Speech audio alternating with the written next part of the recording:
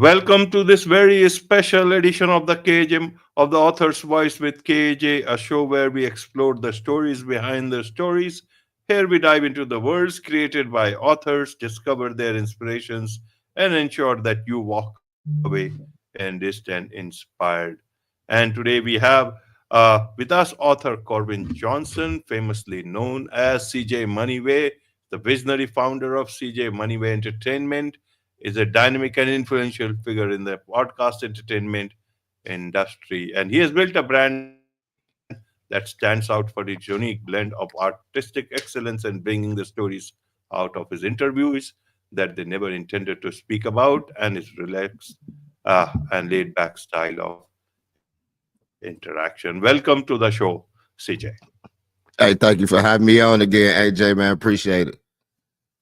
Welcome to the show. Welcome to this show where we'll be talking about your book, about uh, both eyes open and both eyes shut. We'll talk about that. But before that, let's understand for the audience, a bit about you and how come you came into this writing part straight away with so much of great achievements in podcast industry. Well, a little bit about me, how I came into writing is, I actually moved to Detroit in the year 2000 in October of 2000. And it was in Detroit where I was isolated. It was me and my cousin down there. But I began to start writing, got some notebooks and just started writing. Actually, the first book that I was writing was called, that turned into Both Eyes Open and Both Eyes Shut, was actually called The Ways of the World. And I was just writing about certain things, various things, actually, some things that actually happened. Like I was writing about Denzel Washington winning the Oscar Awards, and I had Angela Bassett winning the Oscar Awards then, and Denzel wound up winning the Oscar some years later with Training Day, but Holly Berry won the Oscar for, I forgot what movie she played in, but she won the Oscars. But it was just certain things that sometimes, I don't know. I guess when you get into a situation and when God wants to bring you into His fold and sit you down to get to you certain things, man. You just start seeing certain things in a different way, in a different realm that some people just don't understand, because at the time you don't even understand it. Like, I went to Detroit. I thought I went to Detroit actually for a promotion, as far as working in the casino. But what I really went to Detroit for, man, was to see the face of God. That's where my life turned around at. Kudos, and I want to give a shout out to Pastor Hill, my spiritual father, when I was in Detroit, man. And it changed my life. And I came back to Indiana a whole new person. I came back a whole new man. And so that's where my writing came from. It actually stemmed from writing in Detroit. I was on a balcony. I'll never forget, AJ. I was on a balcony and of my apartment. I just used to sit out there at night, and I was just writing story form things. And so I got into listening to some tapes, man. I was listening to you probably ever heard of Aretha Franklin, right? You heard of Aretha Franklin, a singer. Her father was a pastor in Detroit named C.L. Franklin. And I started listening to these tapes, and these tapes was like back in 1993. And so I started listening to these tapes. And as I started listening to the tapes, I started reading the Bible more. Like I said, I was going to church. I was pulled, and I started going to church, back to church. And as I was reading the Bible, man, honestly, as I was reading the Bible, AJ, the scriptures that I was reading was actually fitting into the stories that I was writing. And I was like, wow, what am I? I was on something. And so once I came up with that concept, man, I just stuck with it. And that's actually what birthed Both Eyes Open and Both Eyes Shut. Absolutely. And that brings me to your book here. Hopefully, I put the right book. Is this the book you wrote, CJ? That was the first manuscript. That was the one that was published. That's my baby. That's the one that was published in 2015. I actually had it republished in 2022. It has a different book cover, but that's my original. That's my baby. I'm doing the 10th, um, November 15th, 2025 would be my 10-year anniversary date. And so that's the cover that I'm gonna put up there. I'm trying to put together right now a 10-year anniversary campaign, because I also plan on writing another book and releasing another book on that same day. That's my goal. Faith Through Trials, the new book that I'm coming out with this year. Absolutely, absolutely, CJ. So, what inspired this name and what? Tell us a bit more about the book. It's a very intriguing name. Both eyes open and both eyes shut. Um, when I was first thinking about that, the title, and people used to ask me that, I had a whole lot of different analogies, because I was still trying to figure it out myself. Because sometimes you get things and you don't even know why, that concept came, or why did that fit, but it was just a name that just resonated, and it wouldn't leave me. It wouldn't leave me.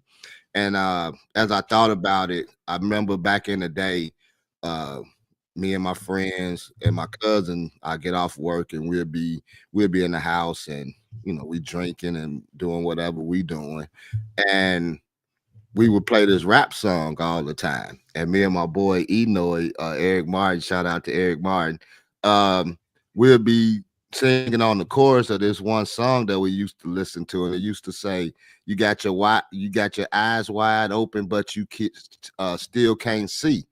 And so and so years later, I thought about it. I'm like, man, that chorus had really stuck with me.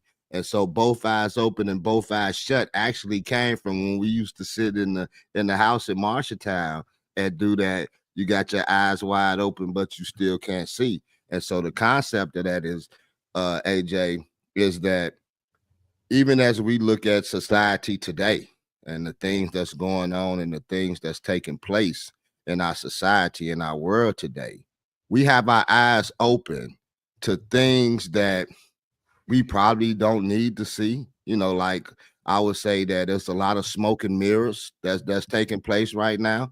Things that's going on. You show us things on the surface, but it's things that's going on behind the surface that we can't see, that you don't want us to see. So in life, a lot of times we have a lot of smoke and mirrors in our way, and so the things that we need to see, we're blocked by the things that's attracting us, that we yielding to, as far as television and things of that nature. And so there's things that they show us, and there's things that we're interested in. We talking about reality shows, so we get stuck on reality shows, we get stuck on TV shows, and so that becomes our life. So okay, we see it because that's what we enjoy. But there's things behind the surface that we need to see, that we are blind to, that we are just dumbfounded by, that we don't want to see. And if I'm not mistaken, I think the Bible say that the most important thing for a man to see is the face of God.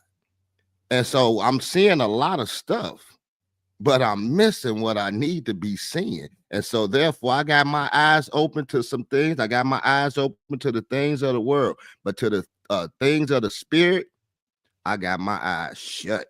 And so that's why that book came about, Both Eyes Open and Both Eyes Shut. Absolutely, absolutely, CJ. So it's not an easy title, it's to back up with all that writing. So how have you dealt it? What have you written in this book of yours? How have you dealt this topic? How what are the things that are inside? Means how many, so that people get an idea, and so that they are inclined to go and buy this book. Just going off of what I just said, if I had to loop it back around, is wisdom is the principal thing. So in all you're getting, get an understanding. And so that's one point of having our eyes shut. We're missing wisdom in today's society. We're not searching for our true potential. We're not searching for the true me, the inner person, the person that God has sent us forth with. We all have gifts and talents, and some of us have buried our gifts in the earth. And so we don't know the concept that we can go back and dig our talents up, and God will multiply what He sent us forth with. If we knew what the Word said, if we knew what the Bible say, that the heavens and earth shall pass away, but His Word shall remain forever. And so if we standing on what we standing on, which is not solid ground, is which is not a solid foundation. And then at any time, what I'm standing on, what I built, I'm like the man that built his house on the sand, and the winds came and blew the house away. But see, but when you get into this word, and when you get wisdom and understanding, and know that God is all things to all men, and that His word is true, and that His promises is true, that God is not a man that He shall lie, because He can't lie. When you start opening up your eyes to the things of the Spirit, when you start opening up yourself to see, get them planks out your eyes. I got a podcast on. I'm doing that on my planting seeds with CJ. Check that out next week. Planks and specks. When I start getting the planks out of my eyes, then I can begin seeing clearly to get the planks out of my brother's eye. But if I got planks in my eyes, I can't get the planks out of AJ eyes, and I'm going through and I'm doing the same things that he doing. I can't give him I can't build him up in that area, because I'm still dealing with it myself. And so therefore, with both eyes open and both eyes shut, we have to see first. We have to get the planks out of our eyes, so that our eyes can be open. Because if we got planks in our eyes, and we know that when things get heavy, it's just like when you real sleepy and your eyes just get real tired. And so when your eyes get real tired and blurry, that's how we see life sometimes. Absolutely, that's how we see life sometimes. So, CJ, you want people to open their eyes and see what's going on around us, and to look deeper into them. So if we see things around us, should we see it much more deeply? Should we ignore them? Because if we see it deeply, the world is changing at a very fast pace. How does that help us seek, look deeper into ourselves? We go back to the planks and specks, AJ. Planks are something that's big. So, like you say, if we see what's going on in society today, it's on the news every day, it's in the papers every day, making headlines every day. These are big things that's going on. But in a sense, some of us, what you call specs, because they're small things, they're small, it can be a small issue. So either we miss it in our life, or we dismiss it as if it's not of value, or if it's not worth anything. So the things that we missing and the things that we dismissing are things that are vital to our life moving forward. And that's what's keeping our eyes shut to the big picture. And so therefore, when I see smoke and mirrors, I don't know the difference between the smoke and mirror and the real mirror. And so therefore I'm blinded to certain things in life, because I haven't put my mindset towards what's really important, which is me. Which is the inner person in me. I know Job said it like this. He said, "Your word esteems me more than my necessary food." And at some point, we have to know that we're more valuable. We're more valuable than a lot of times what we give ourselves credit for. That's because we have our eyes shut to the spiritual man. And when I brought up that scripture with Job, I meant to say it as if it say having a form of godliness, but denying the powers thereof. And so the reason that I'm having a form and I'm denying the powers thereof, because I'm not feeding that spiritual being within me that can open up my eyes and start seeing things. Like he told I want to say what I know it's in the book of Kings, where he told him, he said, "Well, who shall go and who shall go for me?" He said, because these people, he said that they got their eyes open, but they can't see. We got our eyes open, but we can't see. We're missing. Is a rapper. I can't think of his name. He say, we're missing the bigger picture. We missing the bigger picture. And so when we out of line and when we out of balance with our inner being, with our inner self, man, we missing the bigger picture. And so that's what both eyes open and both eyes shut, it stems from. First, get wisdom. Wisdom is the principal thing. Get some wisdom, man. I ain't talking about just street wisdom or worldly wisdom that can take you to and fro. They can take you all over the place. I'm talking about some godly wisdom, like some Solomon wisdom. That's the type of wisdom we need right now. That's the type of wisdom that we need in our life to not only lead our life, but to lead those who are behind us. I'm talking about our wives, our children. Sometimes you're the only one that has been chosen to lead a family, and because by your example, God has sent forth in you that people will see what flourish in you so that they can follow. But if we missing it, if we got our eyes shut to who we are, natural leaders, born leaders, then we missing the whole picture and we letting down a whole generation or generations. And so that's why it's real, very valuable right now in this hour to start opening up your eyes. Absolutely, absolutely. So, any book is not so easy to write, and there must be challenges. What was the most challenging part of writing this book, CJ? Let's just be honest, AJ. The most challenging part for me is I'm not actually a writer. I'm a creator. I'm a creative, and so I have ideas. Sometimes I feel like Moses. Moses got to the point where he was giving God excuses on why he couldn't do this or why he couldn't do that. But God had gave him the fortitude to see the things because God spoke to Moses and he wanted Moses to go talk to his people. But God said, well, I'm not a good speaker. I got a speech impediment. And so he came up with all these excuses. So he gave him his brother Aaron. He said, okay, then you tell Aaron the things that I tell you, and he'll go out there and tell them. So I'm not a writer. And so I create, and so I give it to somebody else to edit, to do, publish, to do what they do in their lane. But so the challenging part for me was just to was what I'm doing was what I was saying, was it worth it? Like would people really pay attention? Like, the backdrop of that book is it was published November 15, 2015. November 22nd, 2015, exactly 7 days later, my father passed away. And so the zeal and the excitement from having a book published to, 1 minute having your eyes open to another minute somebody you love having their eyes shut. It was a painful experience. And so I really didn't dove into the book as much or try to promote it and things of that nature. But sometimes, man, you do things and God gives you something ahead of time that may not be for this moment, man, but for times to come, just like his word.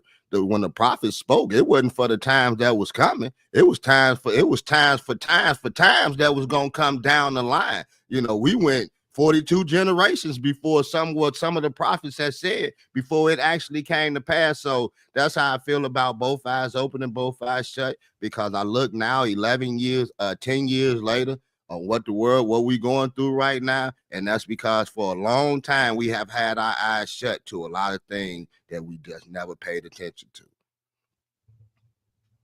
Absolutely, absolutely, CJ. So, what is it? What is the key message inside that you want readers of this book to take away with themselves? That if we begin opening up our eyes, that God will lead us to the places that we want to be. I got a story in there where it was very intriguing to me about how because I call myself the donkey. I'm the donkey in the book. CJ Moneyway is the donkey. I'm the messenger. And sometimes we know what we call the donkey. We call the donkey ass. And so sometimes that's how people view you, and you ain't nobody. Who are you to be trying to tell? Because people they want to judge you by your past. They want to judge you from how they knew you and things of that nature. So why would your words make be any value? We knew when you used to do this. We knew when you used to do that. And so I consider myself the donkey, and that's what I say in the book. AJ, I'm the donkey in this hour. You call me what you want to call me, but I'm just going by what was inspired and what was planted inside of me to release. And so I wrote a story because I was reading a lot. And so something about the word of God that if I can read it, I can read it. I can comprehend a lot of things that it says, and he gives me the ability to break it down in simplicity. Where as he told the disciples, he said, look, some things, when he's talking to them in parables, he said, I got to talk to them in parables, but for you, you have been given the mysteries of life. So everybody is different.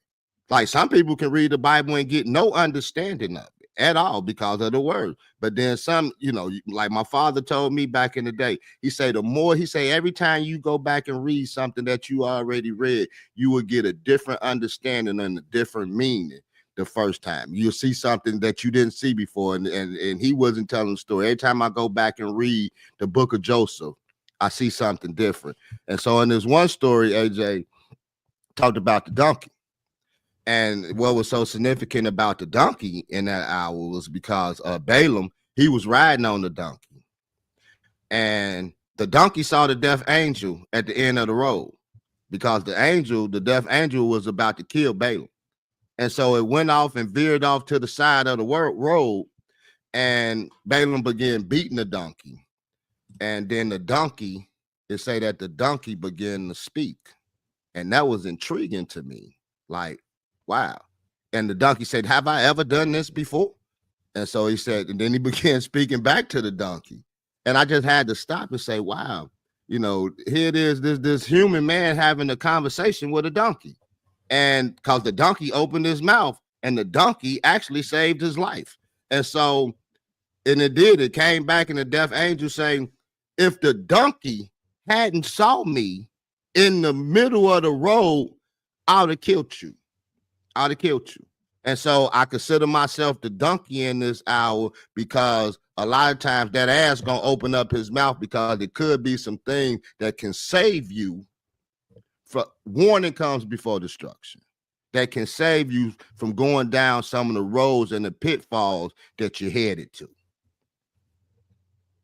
Absolutely. Lots of wisdom in your words, CJ, and lots of wisdom in your book, I am sure. So any other book in the offering? Is this the last or anything more coming?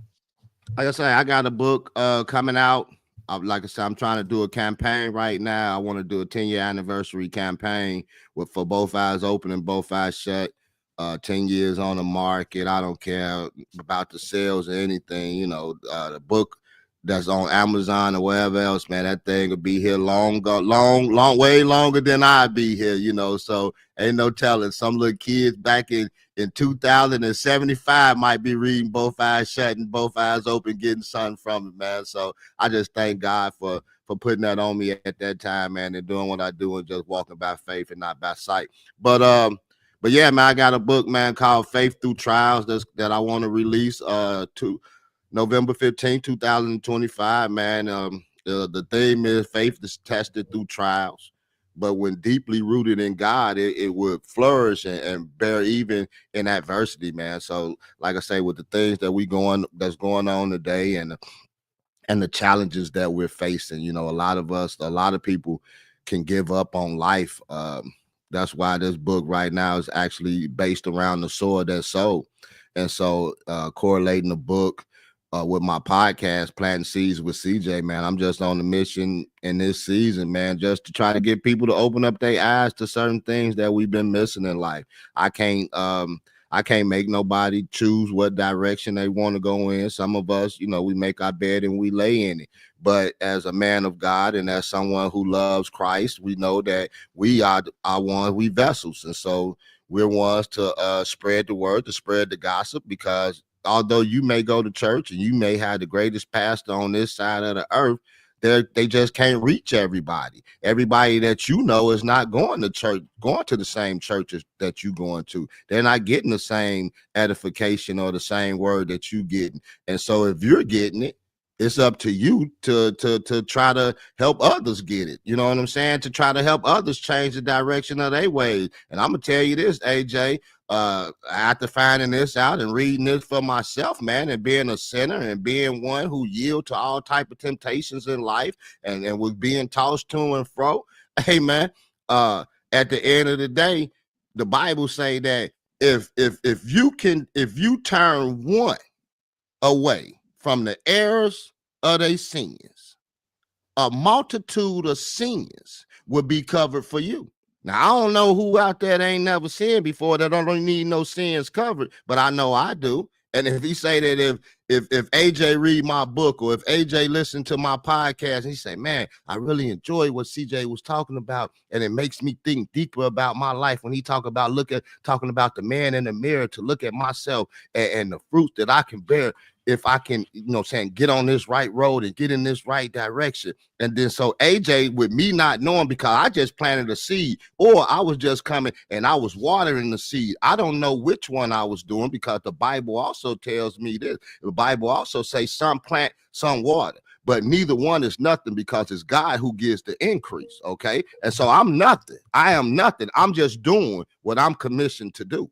And so therefore with faith through trials, we go through some things. And so it's a lot of things that we go through. Moral decay, that's one topic that we talking about. Sometimes being called to the ministry, because I got it in character form with Jeremiah Langston, where he'll be talking about his story, but he's in a community and people that have all these issues, and so he's trying to put it all together in God's way and bring a knit type community where we all focusing on the word of God, because that's the most important thing in life.